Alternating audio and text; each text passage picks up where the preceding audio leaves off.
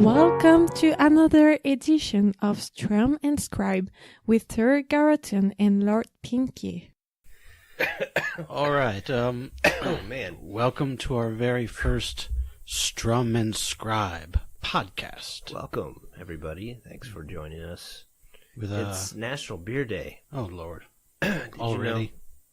Did you know that? I didn't until today. I got online and saw, so I went out and bought some beer. Not that I wouldn't have bought it anyway. He would have bought a lot of beer anyways. Yeah, because it's the weekend. And That's what you do. well, yeah, I'm just going to have one extra on top of my normal, drink. All right. Yeah. So that's... names. I go by Garoton, Sir Garoton. Sir Garoton. But also, you'll hear me calling him Joe. Yeah. There's no way to avoid that. Right. Unless I break one of these beer bottles over his head, but we don't need that on day one. Handles just won't last here. And I am Right. Lord Pinky, also known as Caleb, or, believe it or not, Pinky. Yeah. Yeah. Where did that start anyway? I don't want to go into it. Okay, let's not go into that then. Emails and stuff. Okay. Not a pair of underwear purchased. No. It was actually my first ever online handle. Oh, okay. My friend was setting up an email account for me, my first email account. He's like, what is your name? And I didn't want to go with something boring, just like my name, last initial. Right. I think the one I first came up with was a Burbs reference from That doesn't surprise me. Tom Hanks movie, That goes way back. But Your favorite movie ever, or maybe on your top 2.5. yeah, I don't know. I should see more movies. Yeah. So this is our first podcast. Yeah. Testing it out, basically. Testing the mics. We finally got a handle on this. We Got both fucked a mics lot running. of mics up, or we tested a Yeah. bunch of shit. Right. Condenser mics were just going crazy, and then this and then mic. we found a secret knob and it fixed our lives. A secret knob on the mixer that just changed everything. Mm-hmm. I won't tell you what it is. I want you to live your life worried and anxious. Yeah, exactly. And we are What are we drinking for National Beer Day? North Coast Brewing Company, Scrimshaw. That's a terrible name, I know. and I approve. Mm-hmm. It's perfect. Nice colors, too. Decent brew. Yeah. For sure. Worth almost what I paid for it. How much was that? It was like $10 for 6. So that's not That's the worst. too outlandish. The worst price you'll find around here. Yeah. Oh, yeah. You can get some smokestack, the brewing Oh. stuff, for less than that. Oh, really? Smokestack Oh, series. the Boulevard stuff. Yeah, the Boulevard. Too many options out there. It's hard to pick one. We're just rambling about beer right now. Like I Right. said, this is our very first podcast. Mhm. We have no idea. I just wanted to introduce ourselves and Right. we'll be talking. Like, why do I call you Scribe, or why are you Scribe? I think you're Scribe. You're right. The secret of the name that is mescaline. Strum. Why do I put that? All in right. there? Well, that came about when we were trying to come up with the name for the podcast, and so we decided to go with things that were deeply associated with the each two of of us. So I've played guitar for I think it's been almost 24 years. And he's only 23. Yeah. So No. right. So yeah, I thought Strum for him. Yeah. And Scribe player. for me. He's But a writer. why? I write. Yeah. It's pretty much He stands the thing in I the temple identify all day behind. and Do not reads ask tablets. what things you can buy in the stores that I've written, because I don't fucking have anything published Yet. Except There was outrageous bear attacks. That was very close yeah, well, to being published. we love to get attacked by bears. True. Crow's Nest. Crow's Nest Studios. Yeah. Beautiful name. Mm-hmm. It's We this were like in the upper floor of his house. A house. I live in. It's like I won't tell you where it is. and it's like this tiny little thing you got to walk up a spiral of stairs to get to. Yeah. Very small room. Full of windows and it's very high. You can see the whole neighborhood from here. I feel like it's one of the so tallest points Crow's in the Nest neighborhood. feels right about that. It's like you're spying on everybody. Well, we're also like crows do. at the top of the Those hill. fuckers. So, and yes, disgusting. Disgusting. And we do not know what this podcast is, what it will be. Yeah, we have no idea. Like, I really wanted... I did not come here today thinking I was going to start the podcast. We were just going to test the mics out. Mm-hmm. Well, round one, we failed on the mics. We couldn't... Yeah. We were having some technical difficulties. And then tonight was just going to be another night of getting past those. And we got past them in the first, maybe 20 minutes. We made some of the same mistakes, but I was determined, like, I know if I just touch a knob, everything will work. Mm-hmm. And that's exactly what fucking happened. He did not touch mine. Well, I mean, I was close. Yeah, inches away. Close. Yeah. So. But then we were like, all right, let's have another drink. And we were just sitting here and we was like, let's hit record and let's start talking. And then the awkwardness and the fear came. Mm-hmm. And then the computer just started showing us our voices. Yeah. In like wave form. And I knew then bad things were happening. Oh, yes. Reminds me of the time when we walked. Do you remember when we walked up on those guys who had gotten their car broken into? And there was probably a dozen of them. No, a whole bunch of guys at a party.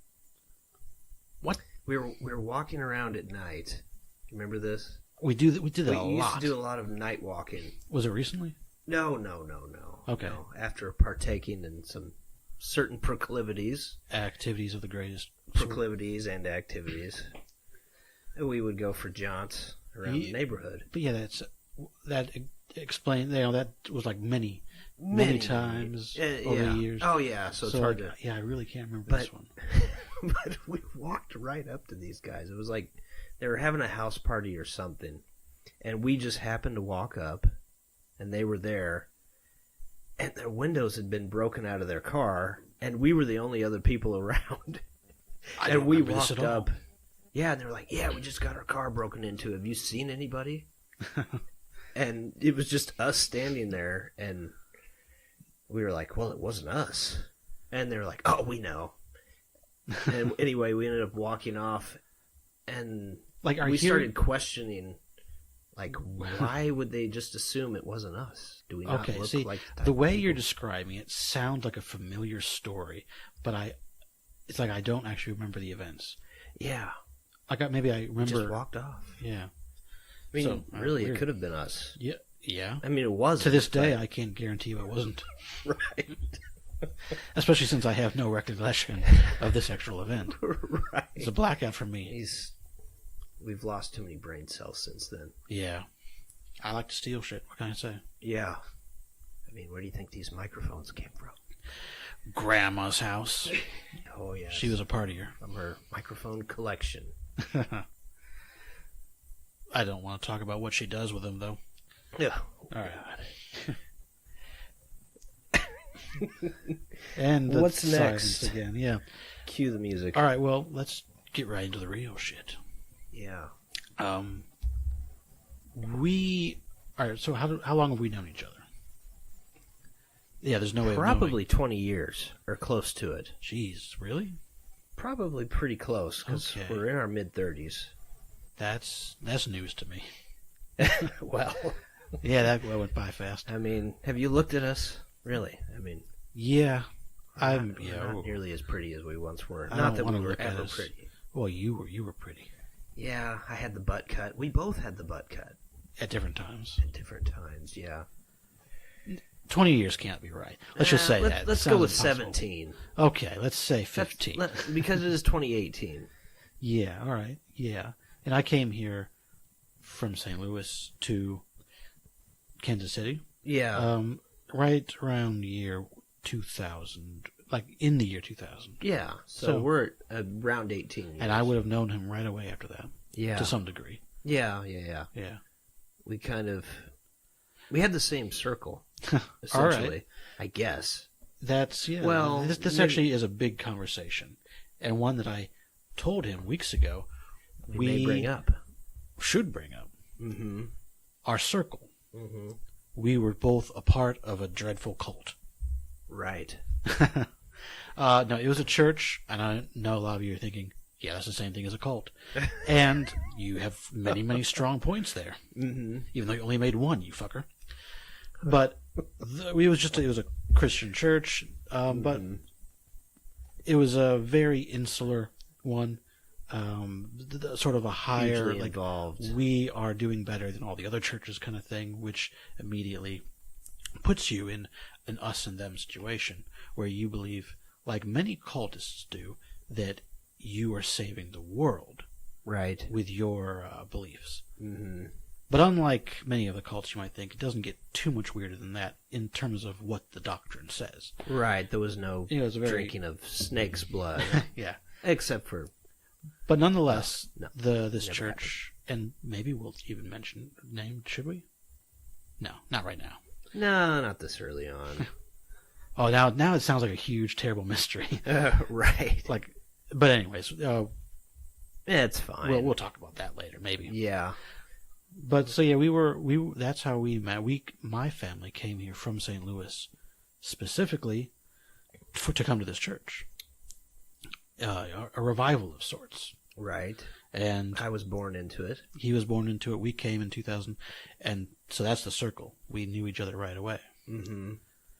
And then we started, I guess, hanging out because someone I was very close to. Our interests, was in the audio-visual. Yeah, our interests were always very technical and musical, and stuff like that. So I was finding my way into the audio-visual department, right? And I was just, and he was brother of an audio and visual master, and so I kind of knew him through his brother, right? And mostly it just ended up with us playing a lot of video games, multiplayer, online stuff, Medal of Honor, Allied Assault, Generals what? What was it? Command and Conquer. Command and Conquer. Yeah. We played a lot of those two games and a few others. Right. But it's like after hours church, we had some LAN parties. Like finally. But without the drinking. Right. Well, we did lots of Mountain Dew. We did drink a lot of Mountain Dew. That was always stocked. Always. That was the drink. And for the life of me, I don't know why. And I don't remember the last time I had a Mountain Dew. I don't remember either. Not the last time you had it. I don't remember the last time I had it. Right. But I don't remember the last time he had it either. Yeah. Yeah, we should go out and get some right now. Yeah, so you'll hear many of the things we say might come off as slightly bizarre. Like maybe we were both living inside a compound and shared a lot of those same... Well, we did, except it wasn't a compound. It wasn't, yeah. But our time at that church, and his was a lot longer than mine, but it shaped us in a lot of ways. Right. And I personally can't say that every experience I had there was a negative experience. Hell no, man. I have nothing but positive experiences there, except for just like a handful. But Right. Yeah. But there was a lot of things that happened, not at the church, but behind the scenes kind of stuff. And also, it was a place where people went to get help. Yeah. And I personally never felt like I got past any of my own demons until I made the decision myself away from there to do it. You know what I mean? Can you say like what those were? Well, or just a generality. I grew up with a lot of early on childhood depression, a lot. And I was, very unhappy, and things weren't good for me when I was a kid, young, and then this started to happen. The revival. The revival. That when I say this, that's what I'm talking about. But yeah, the podcast. No. Then the podcast saved my life. No. If so, we're dead. So at the church, it was as we all know, it was a very emotional atmosphere. Yeah. It was just a place where you went to get kind of free of your life and yada, yada, yada. Yeah, it was definitely kind of an escape. It was like it felt like an otherworldly sort of thing. Like otherworldly meaning it happened outside of the world. Nothing else like that was happening anywhere else. But I didn't learn how to find any freedom outside of there. Yeah. So my life was pretty much in shambles for the entirety of my time there, honestly. Wow. Yeah, it was not so good, and a lot of things happened, and there's a lot of. When I say a lot of things happened, I don't mean like I was ever hurt. I was never molested. Or yeah, that's nothing. Like that. We say you. Right. I mentioned Colton. Nothing that's weird. Definitely going to come ever out like happened. there was touching or wife swapping or anything. No. Right. It was actually a very restrictive place for like sexual thing. Like you were not expected to be out there being a human at no all. boning. No boning. Yeah. Even though that shit happened. But Yeah. young people will do whatever the fuck they want. That's true. I know I did. But see, that's actually something that I look back on, or my not first, but like let's say fifth impression of this place was these are the best kids around. Yeah. Because like they were actually worse behaved in a lot of like behind the scenes than the kids I grew up with. Like my youth group from St. Louis, they were very PG, yeah. Lack of a better. And then I came here and people are just like getting in cars together and shit like that. Right. I'm like, wow, this is unusual. Yeah. But then, I don't know how I'd ever ended there for me. I tried to go back a few times later on. I think it was about 2001 or 2, maybe 3. When I don't know, when I quit going. Yeah. And then I tried to go back, and are we still talking about this? Is this okay? Yeah. Sure. Okay. Yeah. I guess.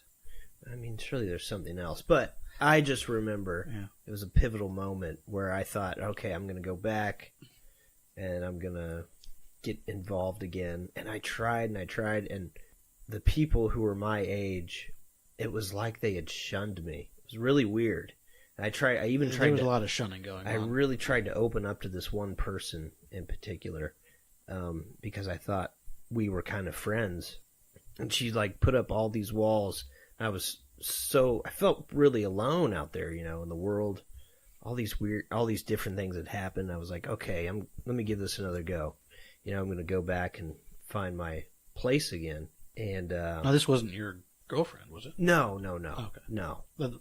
Yeah. This was a different person, but okay. I thought, I could talk to this person, and they pretty much shut me down. So, and, after people telling their kids that they couldn't hang around me, I was a bad influence. And when I was honestly just going to get some help, and it never came. Yeah. I didn't know any shunning was happening with him because he was like family there. Mm-hmm. Or like he had family there, and so I was like, "There's no way they would shun him." But that was a common thing. They didn't to me. Though that there were a lot of people. Oh yeah, your family. No, but there were a lot of people who were shunned there, and shunning is a good word because it definitely felt like if someone was marked, then you just weren't supposed to talk to them. Right. If you're blacklisted, it's like the Asian restaurant on Seinfeld. Oh yeah. Once you're blacklisted, that's it. You just wait and wait forever. Right. No flounder for you. So or soup. Yeah, we were only there for honestly like 2.5, maybe 3 years. Is that it? Yeah, because again, 2000 was when we came, and I would say around 2002, somewhere in 2002, probably is when my family stopped coming. Mm-hmm. But then I kept coming for a little bit because I felt like I had a part there. I was in the AV stuff, and my friends were there. Actually, no, I actually had a real job there. Now that I think about it, I was working for like $100 a week. Oh, God. But I didn't have anything else at the Mountain time. Dew you wanted. Yeah. Mm-hmm. But my family was sort of pushed out also. And I stayed because... You had some identity there. Yeah, I had some identity. That's where my only friends were there. Yeah, because you moved here. You kind of left it exactly in St. Louis. And this thing was taking up so much of our time that it's not like I grew a life outside. So yeah, I kept going for a while until I also felt like I was somehow on the outside, even though I kept going.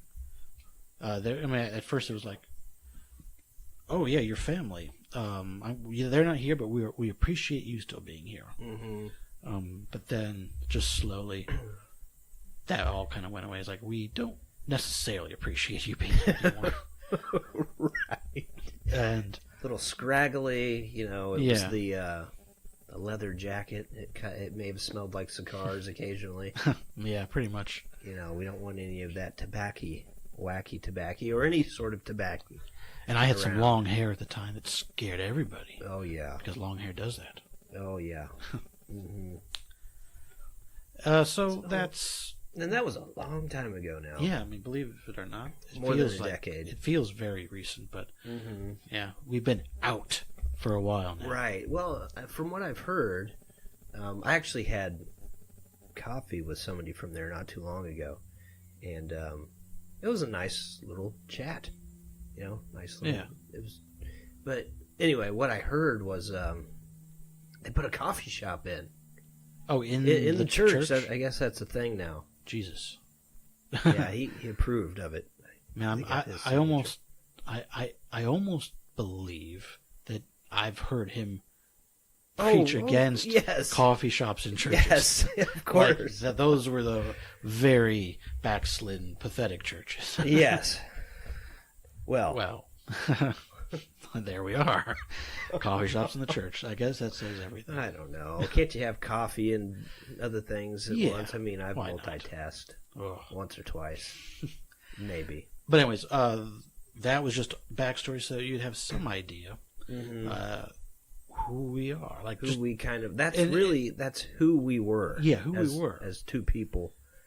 And that's where our original identities were kind of based. Yeah, a lot of our humor and a lot of our inside jokes might be kind of like touching on that. Yeah. So it's good to have. Now you're all on the inside. Right. Of that fairly boring, very vague story. Right. Because I guess there are still people that if we just said the name, that it might hurt them, might upset them. Yeah, we don't want to do that. Yeah, no need to do that. There's no point in that. It's not like Scientology where people and lives are being destroyed. Right. Right. They're just innocent cultists. Right. And so were we. Right. Except, we were... Except we're not innocent anymore. Even while we were still going there, or at least I was, we were, hanging out and drinking. Oh, yeah. And so that just continued even after the church stuff went away. Yeah. We and a few other people, we had developed just a relationship of debauchery outside of the confines of sanctimonious cleanness. Right. And so when the sanctimonious stuff went away, we just kept our debauchery up. Right. And then we got old like we are now, and we're very hard pressed to get through this 6-pack, even though we did do it. Yeah. Which almost never happens anymore. Scrimshaw. I think we were mostly excited to drink it because we were going to do this and we needed to loosen up a bit. Yeah. And we did other things like jerk each other off. Oh, yes. That helps. Well then, bring up the squeegees and the Resolve carpet cleaner, would you, Jasper?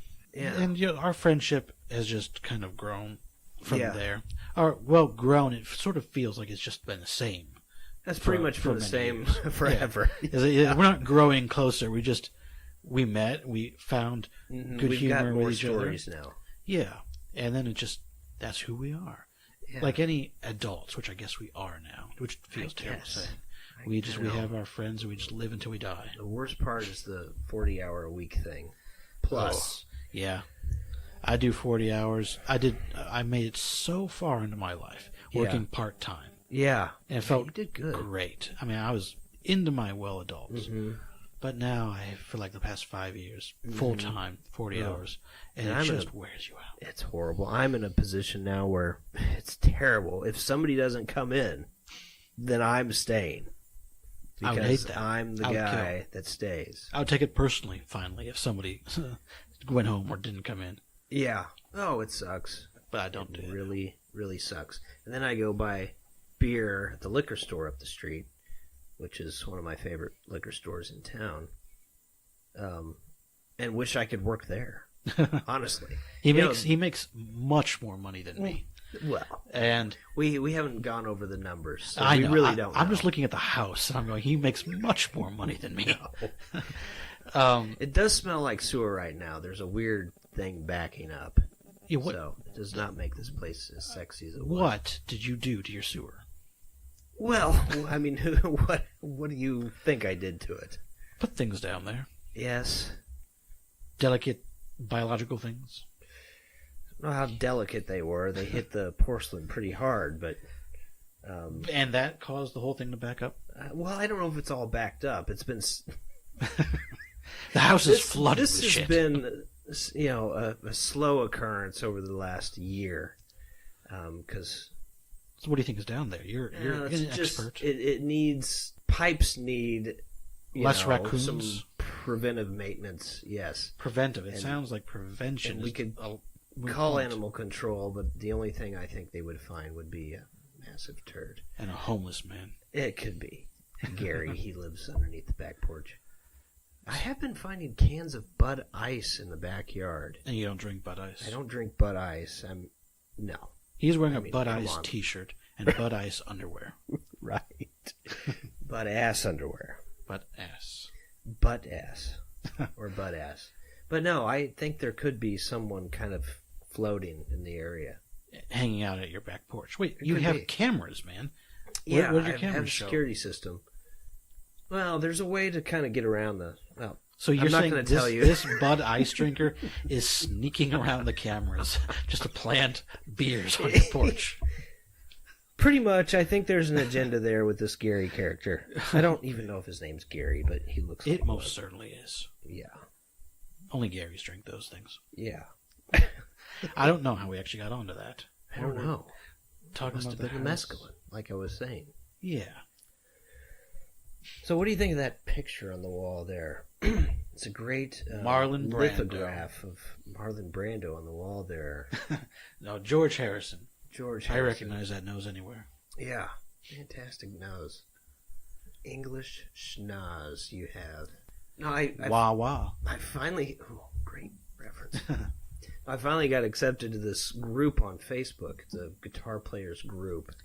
And someone posted a picture of all these great guitarists. And he was on there. It was like a mural of all these great guitarists. And all these guys are on Facebook. These great guitarists. No, they're all dead people, Is George Harrison dead? He's dead. No, he isn't. Yeah. Okay. He Who died... was on that documentary? Wait, what? I was watching a documentary about the Beatles, their touring years. Some great director directed it, but it's just a documentary. I thought they had an interview with George Harrison. Well, I mean, it was probably an older one. How old? When did he die? It's been 10 years. It's been more than 10 years. All right, well, if it's been 10 years, then he might have been old enough to justify the picture I saw. Yeah. Maybe. Yeah. He was old. Yeah, he was old. But anyway, these people were going on there talking about...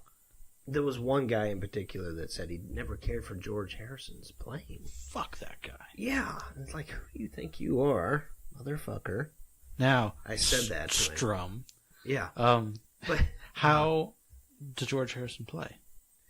Well, one thing I always said about the Beatles, and it was weird that they all did it. Now, I don't know if Ringo did because he was the drummer, but I'm all sure he did in his private life. Right. But, and this is something I learned not too long ago. There's what they call diatonic scales and non-diatonic. Fuck me. Right. That's very technical. Well, diatonic would refer to notes in a scale within a key. So if I'm in G, there's certain notes that just go in G. They just fit. They work every time the same way, no matter what. That sounds Or great. in I'm going C. to play G from now on. Yeah, and you're wearing one, so that helps. A G? Yes. How did you know? Well, it's made of guitar It's strings. made of my favorite candy, strawberry Twizzlers. Okay, so go on. But anyway. And he does this? Anyway, and then there's what you call non-diatonic, which would refer to chords and then other chords that are not in that key, like the key of G. Say, for instance, you took G, the key of G, and then you... Take it where exactly? On a date? Well, just for an example. Okay. Take it for an example. Don't take it. I'm going to remove it from all music. Okay. So if you take G for an example, and then the next chord you play is a B flat, that would be considered non-diatonic because it has one note in it, at least one note in it, from the G major scale. Which, off the top of my head, I can think of D. It has a D in it. But it is not in the key of G. Oh, so it's considered non-diatonic. And the Beatles, they all wrote diatonically and later on, and probably even early on, diatonically. But his compositions were, and so were John's and Paul's, they were all really magnificent. They really were. And anyone that says he wasn't a great guitar player, they don't know their diatonics. They don't know they don't know anything about music. Some people are really into. Do you hear that? That group he joined, it took so long to join. They don't know anything about music. That's right. Or at least that one guy. There's some people that only get so far, as mentally, their mental capacity when it comes to music. Like the learning aspects or something else deeper. There's people who think great musicians are made up of people who are very technically capable. And that's it. They don't understand maybe what a composition or soul too might mean. Like on the song Something that George wrote, it changes keys several times and kind of modulates back and forth, and there's a really weird guitar solo on it. Tell me more. That isn't your run-of-the-mill kind of pentatonic or any kind of major pentatonic or minor. It's changing, so it takes a very smart sort of brain to come up with these pieces of music, and George Harrison was one of them. George Harrison was a smart Great brain. slide player. And I know nothing about what he just said. In fact, I suspect he was lying and making things up his whole time. But I surely did. I am not the music guy. Right. He's a music guy. I'm just glad I now have a voice to kind of get it out there. In fact, Thank you for opening that door too. Deeply what? Yeah, okay. The music door. All right. I am deeply into music. I write reviews of high-end audio equipment, which always means I'm listening to music, and I really enjoy it. Yeah. So I enjoy my music, and I'm getting into more and more stuff all the time. But I don't actually know a goddamn thing about music. And that's okay. I can't play it. I can't read it. Mm-hmm. I can't sing it. I can't sing, you know. I can't sing it. The look on his face is like, you can't sing it, the music? I can't sing. But I like it. Yeah, you like it. And I feel like you've got pretty good taste. Sometimes he thinks that. I feel like you Every now know. Every now and again, he's like, fuck Joe Bonamassa. Oh, no. He's a great guitar player. He really is. He's got the chops of a... He has the technical side he was talking about earlier. Right. He's got the chops of... Oh, what was the guy's name? Mutton Chop Joe? No, Bob Berdella. We were never talking about Bob Berdella. Well, he was the KC Butcher. What? Yeah. Why are we talking about the KC? Because he's got the chops, the chops. Oh, okay. Or you know what? That went way over my head. I missed the chop. Well, you've reference. had more mescaline. Yeah. We're not doing mescaline. We're not doing mescaline. If you have mescaline, send it through the mail right now. Yeah. Send it. I've always wanted that. Mm-hmm. But anyways, yeah. He knows all this stuff about music. I know nothing. I'm the computer guy. Right. And now really kind of the audio guy. Yeah, and the audio guy. You're building your own... If you need technical stuff done, mm-hmm. I can do it. Even if I can't when you need it, give me a day and I'll be able to do it. Like, I was over here just trying to figure out this audio. Which we actually kind of figured out together. No, I did it myself. Oh, no. That's not true. I was like, I was trying to figure it out, but I also was Googling a bunch of stuff. And then I was pushing buttons and... Yeah, Joe was sort of spinning around going, oh no, oh no, oh no. There's no audio. We figured it out. We got it all taken care of. A special knob did it. Mm-hmm.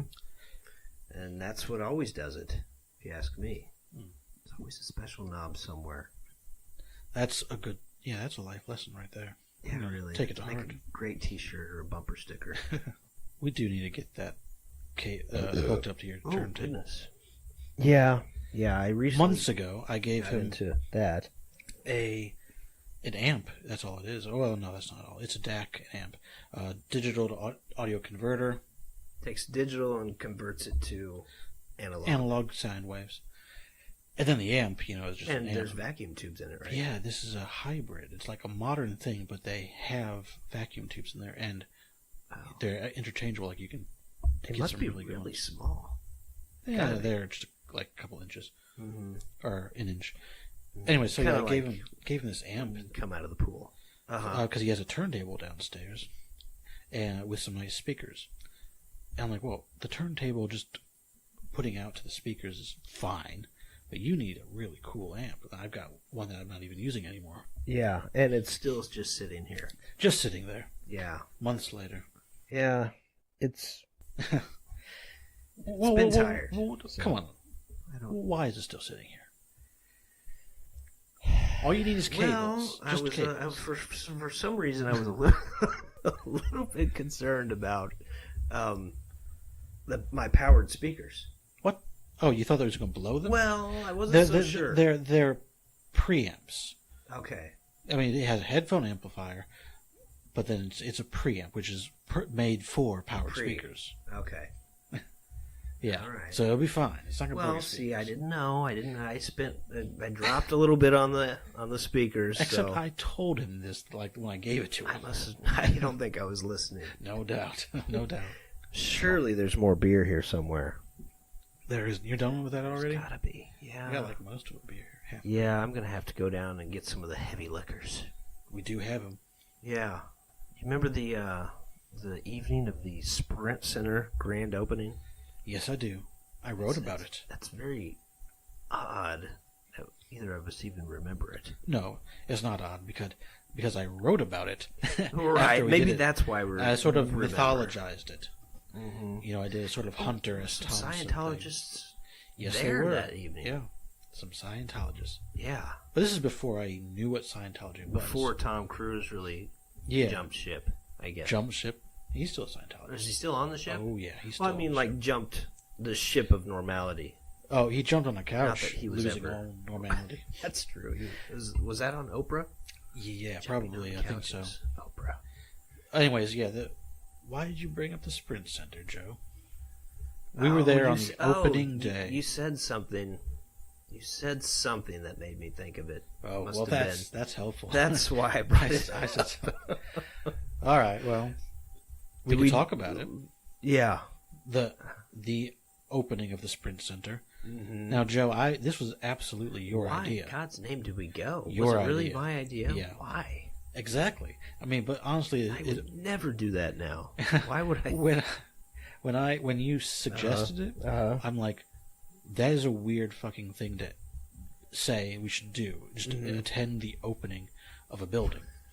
Right. Even though there's no shows going on. It's not like they're opening with a performance. We literally just walked around the building drunk. Yeah, the day that the building was open to the public in any way. Yeah, it was just a day to let people come in and walk around. And we did. And we ended up in a place where nobody was at the end. Oh. Remember the bottom? Yeah. It was a room with red lighting. It was all lit up. But we met somebody there. There was one guy that worked there, and I feel like he may have said that we weren't supposed to be there. Probably. Yeah. That's the story? That's pretty normal. We went somewhere that some guy said you shouldn't be there, and that was the end. That's it. Well, that But did no, happen. I remember going in. I can't remember if we had to have a ticket. No. Surely not. We did. We did have to have a ticket. Did we? Yep. And the lady taking my ticket and I remember asking her if I smelled like whiskey because I just drank a half pint of whiskey. Yeah, actually, we had it on us. We had it with us, yeah. And so we were both drunk walking through, and you kept taking carts and like pushing them down the hallway as if I was rearranging things. I thought it was important. And then the guy at the bank, there was a UMB bank. They were giving away soda. You asked him the fact that there's a bank inside of a auditorium. Like, why is there a bank in there? Yeah, I don't know.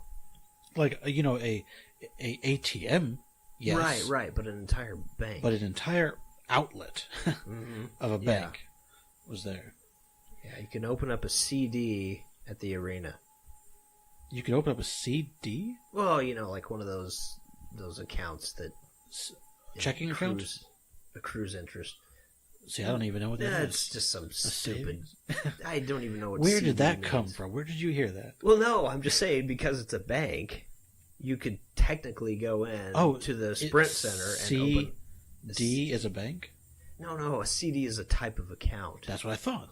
How would you... I don't know what that is. What is a CD? Well, never mind. But the guy at the bank, back to the guy... He's a secret banker? I am. Jesus. I'm a secret banker. I figured this. Now everybody knows. But the guy at the bank was serving...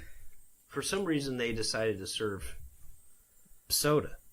Yeah. On the day it opened. He was at like the bank. giving people soda. Yeah. To celebrate. And banking. you walked behind his little bar and got real close to him and said, "Where do you keep all your heavy liquors?"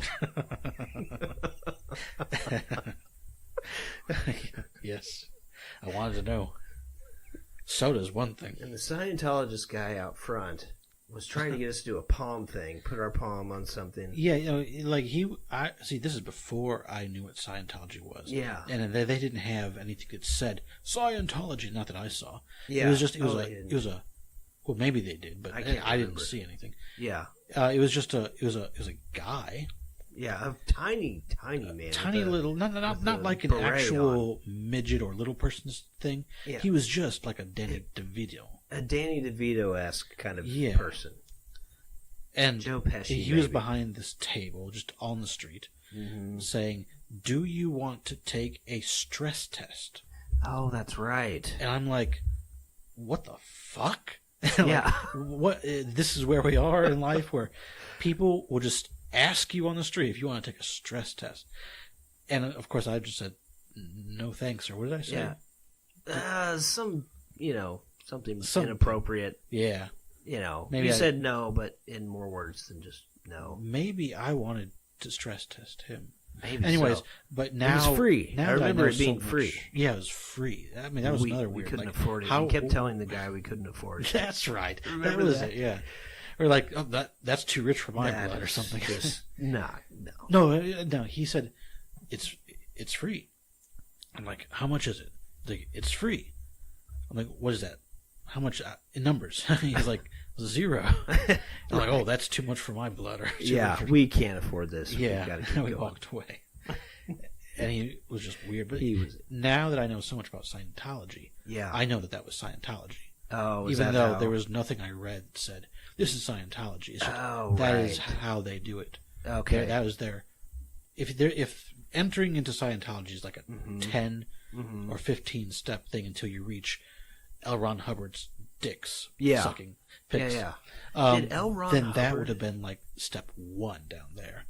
Is like you just say, you know what? I am kind of stressed. Let me take a stress test. Oh, I see. And they say, oh yeah, you are stressed. Then they start talking about a place that you can go to maybe feel better and de-stress, and they'll teach you about life, and they'll teach you how to organize your life so you're not stressed. Then it turns into an alien thing. No, that's like 20 steps later. Oh, is it really? So that you just go but off it's the, there. off the Eventually, street. you get there. Okay. Off the street, you're like, all right, let's go to this place. And then they take you to one of their centers, and you just start talking to people, and you see everybody there is smiling. Everybody is kind and generous. Everybody feels as though, or is acting as though they... Have you been?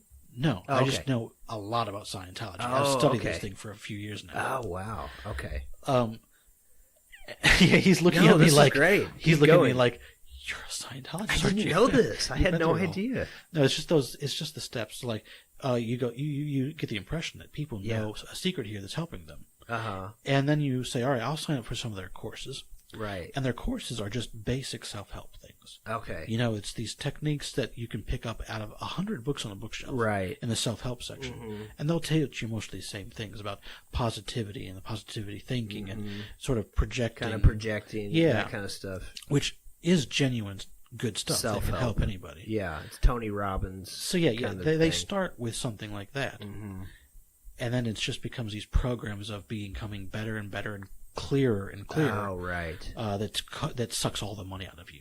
Oh, wow. And it isn't until you've been there for years, like sometimes 10 years. Wow. And you reach a certain level, which can only really be achieved if you've put hundreds of thousands of dollars into this program. And that's when they say, we're going to let you into the real secret. And they give you an envelope that says top secret on it. And they make you sit in a closet. Yeah. It's not even like a scroll or something? No. It's in an envelope? Yeah, it's like in an envelope with like sheets of his manifesto. Yeah. Okay. And L. Ron Hubbard's. Yeah, L. Ron Hubbard's. And they have you actually sit in a closet. So just the whole presentation is, this is real. This is genuine. This is important, right? So it's conditioning your mind to believe whatever you're about to find out is so important. Because what you're about to find, because what you're about to find out is so absurd and so ridiculously fucking stupid. He's doing something weird. That you have to be conditioned for years and years and years, and then have that setup presented in a way where you are acceptable. What are you doing, man? Oh, Okay. you're right. All right, so that you're open to accepting something even weirder than your normal conditioning would allow for. And that's where the Xenu and the aliens and the spaceships and the Thetans and the spirits and all of that. That's where that is presented to you. Okay. When they're most as sure as they can be that you are under their control enough where you would accept that. So didn't L. Ron Hubbard actually write a book? Yes. Or, well, not just one. Did he? I know he wrote a book, but has he been quoted saying the best way to actually become rich or famous or powerful or whatever is to write your own religion or start your own religion? Yes, he said that. But L. Ron Hubbard is not just a guy who wrote a book. He's in the Guinness Book of World Records as writing the most number of science fiction novels. Is he really? Yeah. See, I know nothing about him. He was that prior prolific that he's actually in the Guinness Book of World Records. He's published more books than any other scientist? No, sci-fi author ever has. Really? Wow. So yeah, when he says that the only way you can make real money is by starting your own religion, he knows that because writing got him not much. Really? Yeah. Wow. And he wrote so much. Wow. I did not know that. I started playing the Tool song. Yeah, why? Because there's an L. Ron Hubbard reference in it. Oh, I have no idea. I thought you thought what I was saying was so deep it needed strong electronics in the background. Oh no. Well, both. Okay. But the clip I thought I was playing was a repeat of his vocal that says "fuck L. Ron Hubbard" and all of his clones. Interesting. But we didn't get to that point because it's like an 8-minute song or something. I don't know. Yeah, you are so high right now that you thought that was necessary. It's the banana to play shavings. 8 minutes. To play 8 minutes. It's the mutton and tapioca sliders. Oh. And no, if you ask me later, put the entire track in the podcast. I'm not going to do it. Okay. I'm going to have to go in there for just a second if you can keep things moving. I can't, so I'm just going to stop it. All right. All right. Well, if this does not come back, it means we've decided we're too fucking drunk. It'll go in the vault. Yeah. Yeah, if not. Otherwise, we may start talking immediately after this. Yes. All right. Break. Bye. We are back. So I was asking Joe just now, Mm-hmm.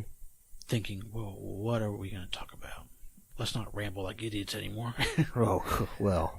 And then I'm like, That can only last so long. I asked you if you had anything to say about why you wanted to do a podcast. Yeah. Well, other than that, it seems like anyone can kind of... It's possible for anyone to do one now. He's actually reciting word for word what he said. What I said a second ago. That's incredible. Verbatim. And what else was I saying about them? Oh, they're just kind of all the rage. They seem to be. Yeah. And, everyone you talk to is saying, have you heard of such and such podcast? And you're always hearing about somebody new starting a new podcast. Yeah, and I'm always kind of watching a certain podcast.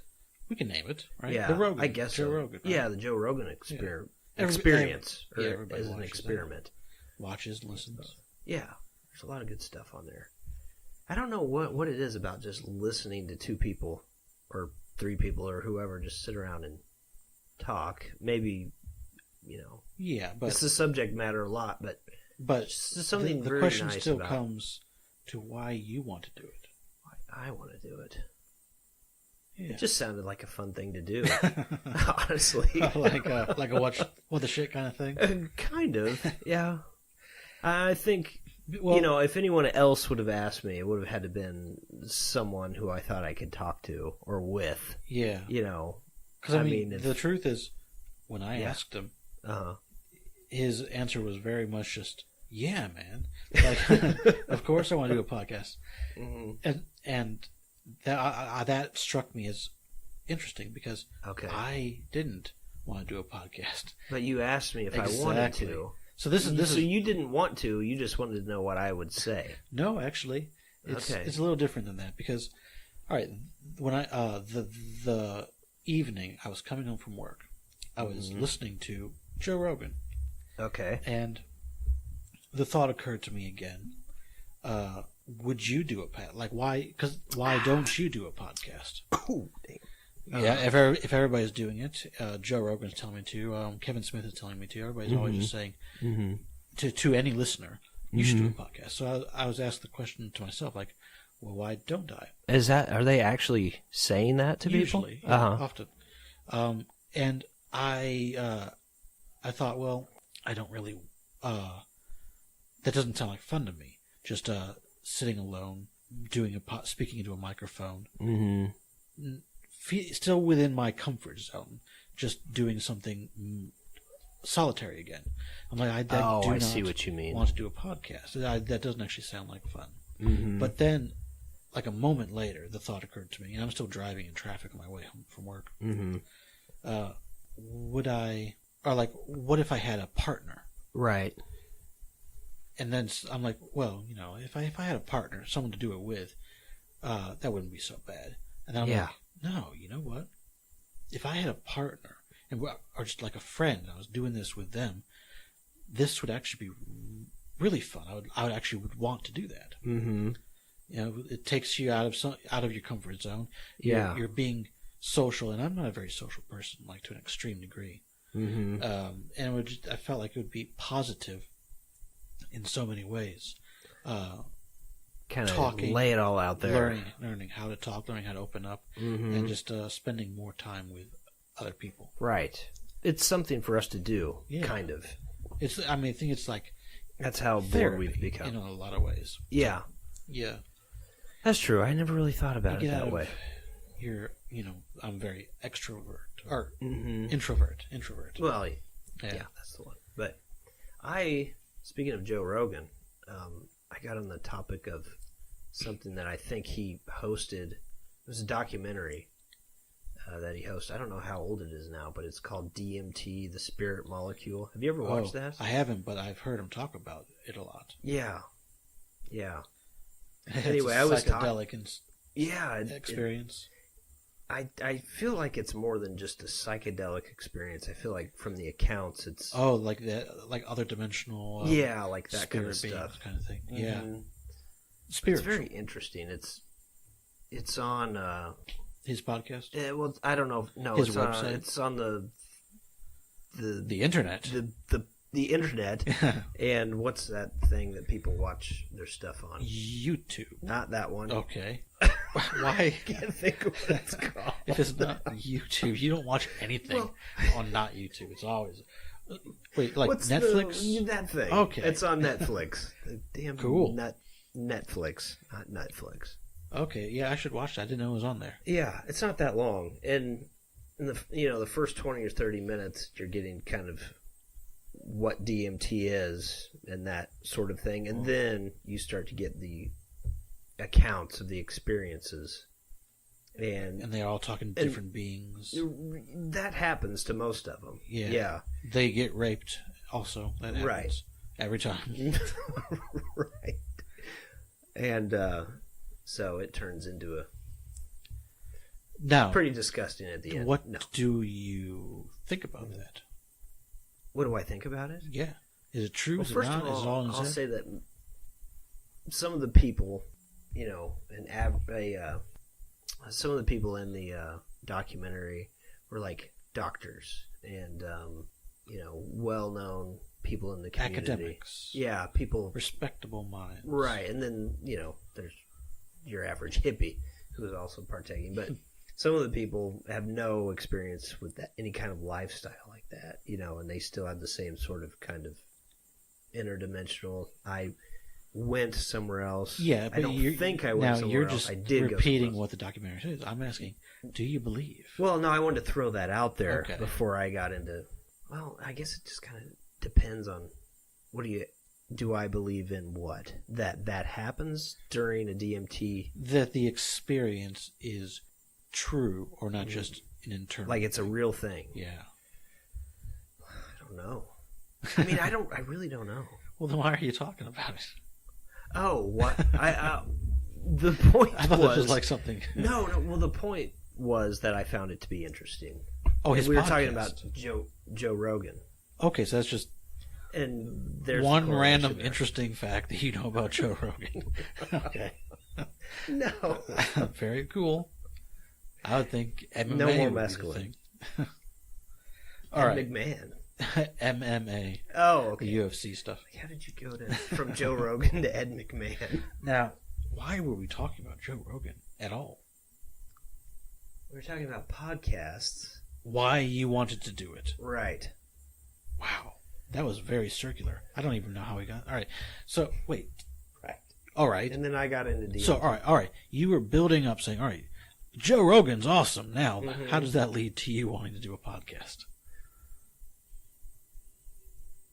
Oh. Somebody... that was the wrong question. Bring me a piece of cake, please. Okay. You're on the spot. Well, like I said, when you mentioned it to me... Oh, wait. Yeah, you just thought that was cool. Like, right. I thought it was cool, and I wasn't enjoying any of the other activities I was involved in after work. Sex? Sadly, no. All right. So train. So you just thought, like... This might be something I'll enjoy. Okay. That's really what I thought. Your life is full of stuff that you wish were not there. Kind of. Here's something that I would wish were there. Right. All right. And it's been fun so far. How long have we been going? 20 minutes. That's no it? idea. Oh, okay. God. Okay. I can't. So that's how this all began. He thought it would just be fun, and I thought it would be therapy for me. Get me out of my comfort zone. Start, make me talk more. I'm a very quiet person. Mm-hmm. You've been talking. Yeah. You talk to me, which is what this is. Exactly.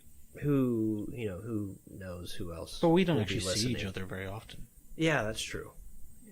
And sometimes when we are together, we don't say much, to be honest with you. Yeah. Well, that's okay. That's we fine. Don't say much. But yeah, I think it was... We don't see each other very often. I mean, honestly, we could go 9 6 months? 9? Maybe 6. I don't count, but I'm just like, we could go a long time between seeing each other. That's true. And he's like one of my only 2 contacts that I can reliably... They're always going to be seen. Yeah, I can reliably see if I said, let's see each other next week. Right. That's true. I have only and 2 you're people one of mine, in my life. really. Yeah. So, but I figured we're so bad at actually getting together. Yeah. Even though if we ever said we needed to, we could arrange it really quickly. But we're just so bad at getting together that it can go 6 to 9 months. Yeah, it can. And even though now we live really close. Yeah, we live really close. Yeah.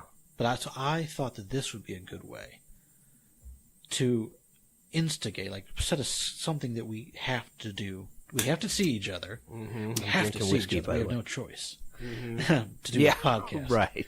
But that would just be fun because we like getting together. We're just really bad at admitting it or forcing it. I think so. And then this hopefully evolve into actually turning into a discussion about something. Yeah. Is this the Seinfeld of all podcasts? In a way. A show about nothing? Yeah, but not to a terrible extent, because every episode of Seinfeld was about something for that episode. Right. Whether it be we would be like that. Yeah. We would come together and say, we're going to talk about one of our interests. And maybe we would share those interests, but it doesn't have to be. I could come in here and talk about something that I thought was interesting, and you would be like, I hate you. I hate everything about this. And then you could come in talking about your exact no knowledge of Scientology. Right. In which case, I would say, hey, this is actually my podcast. I'm going to talk about something I've studied a lot. Yeah. Okay. You know what I find very interesting right now? What? You've rolled your pants up past your knees. When did that happen? Wow! Did that happen? I'm wearing like these, nylon sweatpants, and I really need to get some of those. and they are now rolled up past my knee. Lord, like they're shorts. And he's especially with the black little ankle socks. We have no idea when this happened. But it is something that I do. I do this at home a lot. So the knee stuff. Okay, that's not bad. Look. Yeah, I mean, no, it's just like, why not? Why the fuck not? Right. I don't know what we're talking about. Yeah, I don't know. He just had to mention the knees. Oh yeah, I was fascinated by that. There's a friend of mine right now asking how it's going. So, you have people in your life who know you do this? Well, I mentioned to somebody, hey, we might be doing this. Wow. Right? I mean, like, I have no one that knows that I'm doing this right now. Yeah. I kept it a secret for the most part. Did you really? Yeah. We should tell Until everybody. very recently, I was like, here's what I want to know. Joe. How do we take this and put it on the internet? On the internet. I'm not entirely sure. Yeah. Where did the light go, by the way? What light? From the screen. Oh, shit. Okay. Oh, because it makes your photo look bad? Well, I just wanted to see the progress. Did it still going? Yeah, the screen went into sleep mode. Oh, and he's like, oh my God, we're not recording anymore. I'm like, no, I think we are. But yeah, it's been a secret for you. I figured it would be. For the most part. Not for you, but I just, I'm that guy that needs to tell everybody things. Fortunately, I'm getting better. Oh, you think that's a vice that you're engaging in that you should? No. It's far less of a vice for me than it is for your normal cocksucker. What are we talking about now? Telling people shit. Oh yeah. I need to feel the need to tell you every little thing, but apparently you do. Well, not everything. So you're okay.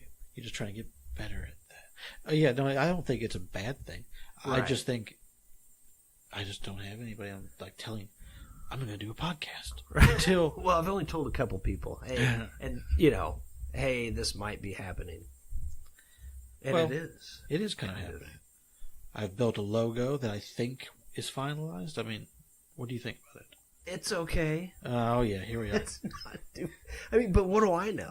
No, it needs. What was it? What does it need? I don't know. I feel like it needs. I won't bite. It needs fresh eyes.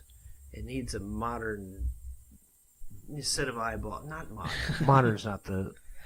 What if we talk to a graphic designer? Okay. Like just one of our friends, because I know at least 2 people that both have graphic degrees in graphic design. All right. And then we just to see, Okay. See, I think he's really certain what he doesn't like about it, and he's afraid to tell me everything. No. Everything, Caleb. I hate everything you've done. Oh God, no, Lord Pinky, please. All right, so what do you take me for? So he doesn't like it. We're gonna fix it. We may just nose into it a little bit more. Like a butt crack after too many. Well, it has to be done bottles fast, of whiskey, right? I mean, if we're gonna put this up, yeah. Are we gonna put this up? I feel like we should listen to it and then decide if we're putting it up. Oh, because we have no idea right now. Yeah. If it's. And what have we said? Exactly. I have no idea one thing we said today. Yeah. We haven't brought up Trump yet, or Hillary. No, we haven't. Or I guess we're doing better than most podcasts. Yeah, I guess so. We'll get into that eventually. We'll probably get there. In this day and age. Yeah, and we may even have some people over to talk who want to talk about this kind of stuff. Oh, well, these are our political experts who we're bringing in. Right. We do not know political experts. Do we? We know a lot of very opinionated people. Oh, well, that we do. Which is pretty much the same as an expert. All right, let me turn that one on you. Being very opinionated is the same thing as being a great guitarist. Obviously, I was, just being a bona fide cocksucker. Okay, so but we do agree that experts are real. They're out there somewhere. But we don't know them. We don't know them. No. I've heard, that they exist. They're a lot like, the Yeti or Sasquatch. Experts in politics. Or a lot like the Yeti and Sasquatch. Yeah. Maybe. See, they're all fictional monsters. No, they're just very hard to come by. But we are also very opinionated in politics. I think so. Maybe we're the experts. I'm not as well read as you or most people, probably. Probably not. But every day I look at the front page of the internet, Reddit, the politics section, and that's their tagline. And I very rarely click on an actual article and read it through. I'm just looking at headlines, right? For the most part, yeah. But I see a lot of headlines, so I do have. You kind of know what's at least happening. Yeah, maybe. Yeah, I do. But you know what I don't. would fail at right now is if you name a person. Oh right. I'm like, oh my god, I gotta remember a name. Jesus. Yeah. So you mean within that world? Yeah, okay. Okay, good. Name a person who was in the news on politics this week. Oh, right. Okay. It's I gotta remember a name. Sessions. There's so much. It's the only one I can remember. Mm-hmm. And of course Trump. So you think we've talked long enough? I think so. I honestly didn't realize that I could talk this long. And talking is not quite the right word. It's just rambling. Basically. Rambling, yeah. We have just been rambling. At least, we're still able to come up with, words within English. Free association. That's how we're jumping from topic to topic. Like a bird. Let's talk about the sky. Mm-hmm. Let's talk about the tree under the sky. Right. That's what we've been doing. Some sort of rabbit trail that came from nowhere. I actually thought we're going to have a list. I'm going to write a list every week we do this. Yeah. And that list will be backup topics that we can just jump to. That's a fine idea. So that we would always have something like, all right, let's talk about this. Mm-hmm. And here we are doing our first podcast. Mm-hmm. I don't have a list. No. I was not prepared to do this today. No. We could do some boning up, if you will. I think we'll have to. And otherwise we rely entirely on. But backup topics Interesting would be nice. Way of putting it. Backup topics. We'll have them. All right. Okay. So this is the end. Strum and Scribe. You've tuned in. Scribe. Find it on to Day One. other here. social. I won't even mention them yet. Day One. Yep. Hope you enjoyed it. Bye. Live long and Smell a lot. smell a lot. All right.